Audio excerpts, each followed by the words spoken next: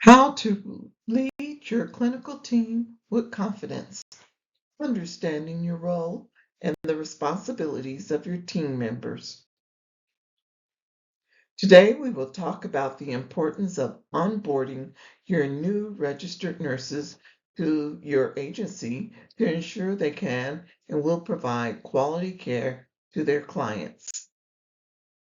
Today, we're diving into a topic that can transform how you lead your staff and enhance the quality of care your agency provides. I will discuss how retaining your registered nurses with effective training can lead to long-term success. We'll explore practical strategies to create a culture of learning and support, ensuring that your nurses will feel equipped to provide quality care with ease. Hello, my name is Sharon Williams, and I am a BSN RN and the owner of Optimal Healthcare Solutions, located in the Denver, Aurora, Colorado area. I have been a registered nurse for 40 years and worked in the home health and home care industry for 20 of those 40 years. I worked as a field nurse and the director of clinical services for 5 to 7 years and an alternate administrator. As the Director of Clinical Services, we know it's not just about skills, it's also about building relationships and following state and federal regulations. As the Director of Clinical Services, you have the power to transform your workplace into an environment where everyone thrives. So the first step to training your staff is to make sure you have a great onboarding program. Your initial orientation program should be no less than 5 days. Empowering your nurses with the skills they need to excel in caring for their clients with confidence, knowledge, and skills the nurses need to provide quality care is very, very critical in having a successful relationship with the nurse, the client, and the agency. Your orientation plan. You need to review the registered nurse's skills. You need to observe their skills, that they know how to do wound vacs, simple wound care, start an IV and manage an IV, that they understand OASIS and doing the head to toe assessments. Do they know how to manage the patient to prevent them from going back to the hospital within 20 to 30 days after being discharged from an emergency room or hospital? Can they evaluate the patient and create a plan of care? Patient education is very important to Medicare. CMS is very, very strict on making sure that home health agencies provide patient education to prevent the 20 to 30-day readmissions. So you need to evaluate patient education and training, administration of medication, and medication reconciliation, because the surveyors will ask the nurses, how do you reconciliate your medications for your patients? So also you want to go over the process of taking care of diabetic patients. How long will they be in to care for their patients?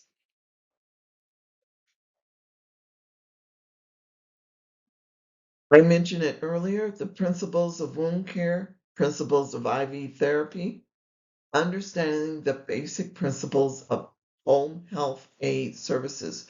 Do the registered nurse, or does the registered nurse understand what the CNA can and cannot do? This also includes the development of the home health aides care plan and the home health aid supervision. You need to go over these things at the time of orientation. You would think that this is simple and that a lot of people would do that. A lot of director of clinical services leaders would do this automatically and would know this automatically, but you would be surprised if I told you a lot of new uh, director of clinical services uh, leaders do not know this information. Okay. Um, how often does the registered nurse need to supervise the CNA? They need to understand the basic principles of the discharge process and the required documentations that are needed. Do they know if you're doing Medicare, do they understand the recertification process? There's all this information that needs to be given to the registered nurse, and it would take more than just 1 or 2 days of orientation. It would take a week at least in the classroom, and then maybe a week out in the field with a preceptor nurse. Day two, the second day of the new employee registered nurse orientation program, needs to concentrate on home health documentation requirements for compliance. Again, the plan of care, OASIS, their weekly charting, what all they need to do. The content should include, but not be limited to, understanding the basic principles of home health documentation.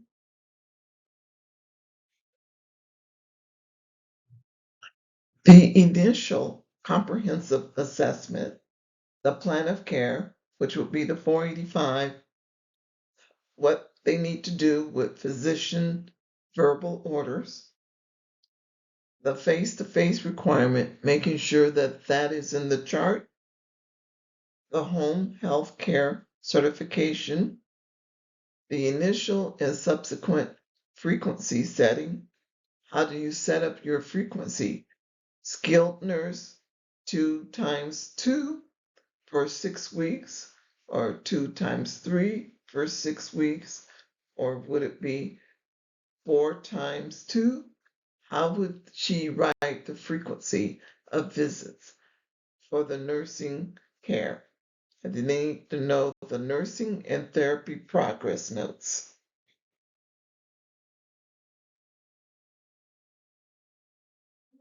Day three, the third day of the new employee registered nurse orientation program, includes instructions on conducting the comprehensive assessment for admission to the home health care agency. You need to cover material that should be included but not limited to, again, the comprehensive assessment, systems assessment, assessment of tools, the home oxygen safety program, home safety assessment and fall prevention, pain management program, disease process management. Does your registered nurse know how long they need to be in to take care of clients with different diagnoses? So a registered nurse who's taking care of a patient that's a diabetic would probably be in the client's home more frequent and longer than a patient that is in there because they had the flu or they had a DVT or any other problems like medication management. So, pain management and assessment, disease process management again, and patient education. The fourth day, the registered nurse needs to be included in a home visit simulation, which includes instructions and demonstration of what to do when they're in the home of a client and to make sure that they are being professional when they are visiting with the client, that they need to also, when they're documenting, you need to say that you instructed the patient, not discuss, because anybody can discuss, but Medicare will pay when you say instructed patient. Nursing bag technique. They need to go over the nursing bag technique, what needs to be in the nursing bag and where. There's important segments of the nursing bag technique and how to keep it clean and what to do when they get into the home with the client with the nursing bag. Home safety, how to evaluate the client's home to make sure that the client's going to be safe. Again, patient education, medication reconciliation. Medication reconciliation needs to include antibiotics. If they're on antibiotics, store-bought medications, multiple pain meds, if they're using creams and gels and oxygen, those things need to be on the medication sheet. Day 5, the orientee will accompany an experienced home health nurse to an actual home visit for a real-life experience of patient care and documentation. If you have a great nurse or a very, very good nurse that knows what they're doing out in the field, that can be the preceptor, then you need to hook that new nurse up with that preceptor. Conclusion. Okay, so you're thinking, oh my gosh, I didn't know all this stuff. How am I going to know this stuff? What am I going to do? Don't get upset. Don't freak out. Don't, just ask yourself, what would it mean for your agency if your staff was fully equipped and engaged? Picture the ripple effect it would have on your clients and your community. Purchasing the self-paced course, Road to Success, will help you discover how to foster collaboration, motivate your nurses to provide quality care with ease.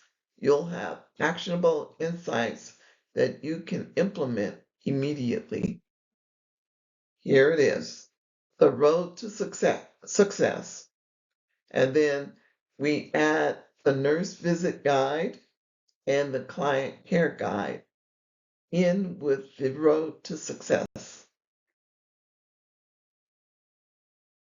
So purchasing this self-paced course will help you discover how to foster collaboration, motivate your team, and enhance communication. You'll leave with actionable insights that you can implement immediately. For more information on how to obtain this self-paced course, Road to Success, click the link below or visit the website docs.homehealthtrainer.com.